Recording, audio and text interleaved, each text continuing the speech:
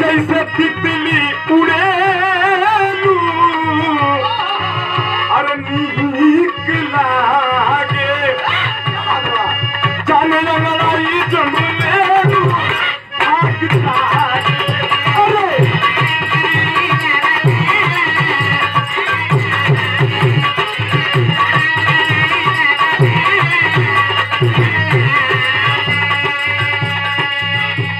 वहां पर 51 रुपया का आशीर्वाद डालो। ये मेरे बड़का भैया मालिक महोदय आज के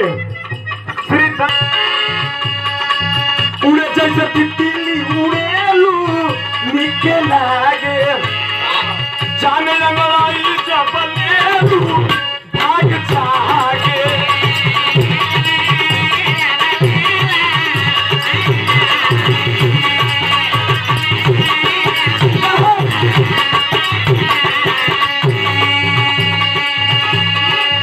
सूरज के लाली जैसे कनवा के पानी जैसे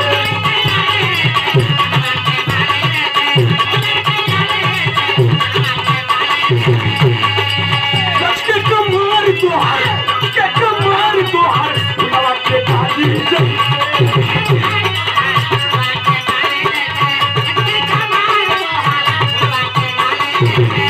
अब दिखाई समाजी चर्चा वाली सूरज के लाली जैसे कदमा के पानी जैसे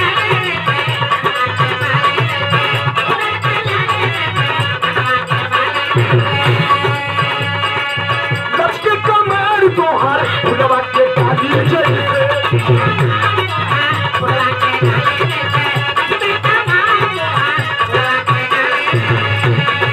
होना है उठे होना है उठे दिन में लहरिया